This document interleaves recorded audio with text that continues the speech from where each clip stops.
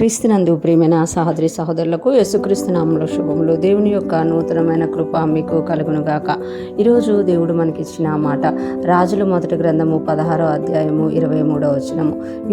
యూదా రాజైన ఆషా ఏలుబడిలో 31వ సంవత్సరంన ఒమ్రి ఇశ్రాయేలు వారికి రాజై 12 సంవత్సరములు ఏలెను. ఆ 12 6 సంవత్సరములు అతడు తీర్షాలో ఏలెను. ఈ మాటలు మనము రాజుల గ్రంథంలో చూసినాము. రాజుల గ్రంథం అంతా కూడా ఇశ్రాయేలీ రాజుల గురించి తెలియజేసినట్లుగా మనము చూడగలమంట. ఎప్పుడైతే యూదా రాజైన ఆషా ఏలుబడిలో 31వ సంవత్సరమున, అంటే యూదాని ఆషా ఏలుబడి చేయడం మొదలుపెట్టిన తర్వాత 31 సంవత్సరాల తర్వాత ఒమ్రీ రాజైనట్లుగా మనం ఇక్కడ చూడగలం. ఈ ఒమ్రీ ఎవరు అని అంటే, ఈయన జిమ్రీకి సైన్యాధిపతి పక్షుడుగా ఉండి ఆయన వారిని జయింపగా ఒమ్రీ ఏమవుతాడు అని అంటే రాజుగా అయినట్టుగా మనం ఇక్కడ చూడగలం అన్నమాట. ఈరోజు దేవుడు తెలియజేస్తున్నారు కదా, రాజులు ఎలాగ ఉండేవారు, వారి పరిపాలన ఎలా ఉండేది అని ఇక్కడ మనకి తెలియజేస్తున్నారు. ఈయన రాజుగా ఈ యూదా రాజైన ఆషా ఏలుబడిలో 31వ సంవత్సరం ఒమ్రీ ఇశ్రాయేల్ వారికి రాజై 12 సంవత్సరాలే ఏలారట. అంటే ఒమ్రీ తాలూకా రాజ్య పరిపాలన కాలం ఎంత? 12 సంవత్సరాలుగా మనం ఇక్కడ చూడగలం అన్నమాట. ఆ 12 సంవత్సరాలలో ఈయన తీర్షాలో 6 సంవత్సరములు ఏలినట్లుగా మనము చూడగలం. అంటే అతడికి ఏ పట్టణం ఇష్టమో ఆ పట్టణంలో అతడు ఏలినట్టుగా మనము చూడగలమట.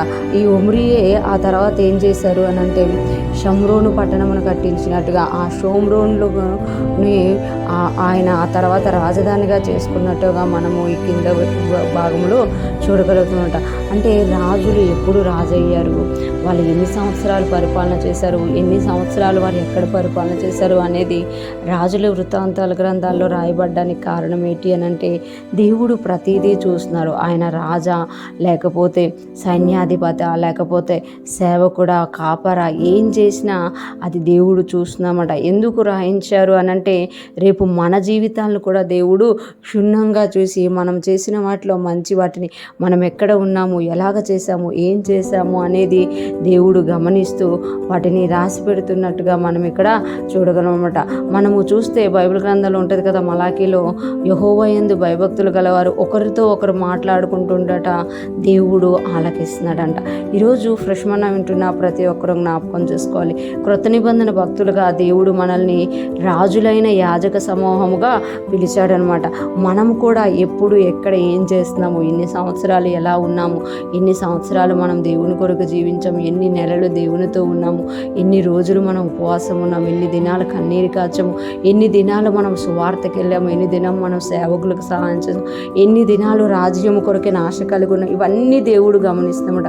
వీటన్నిటికీ కూడా దేవుడు బహుమానము ఇవ్వబోతున్నాడు. ఒమ్రీ రాజు ఒక అన్యుడైనప్పటికీ అతని గురించి రాయించిన రాజు ఈరోజు దేవుని పిల్లలమైన మన గురించి కూడా ఆయన రాయించబోతున్నారు. కనుక మనము దేవుని రాజ్యం కొరకైన ఆశ కలిగిన వారమై, దేవుని సువార్త కొరకైన భారం కలిగిన వారమై, దేవునితో గడిపిన వారమై మనం ఉన్నప్పుడు అవన్నీ రాయబడి వాటిని బట్టి మనకు దేవుడు బహుమానాలు ఇవ్వబోతున్నాం. ఈరోజు ఫ్రెష్ మన్నా వింటున్న ప్రతి ఒక్కరం కూడా దేవునితో ఎక్కువ సమయం గడుపుతూ దేవునిలో ముందుకు సాగిపోదాము గాక.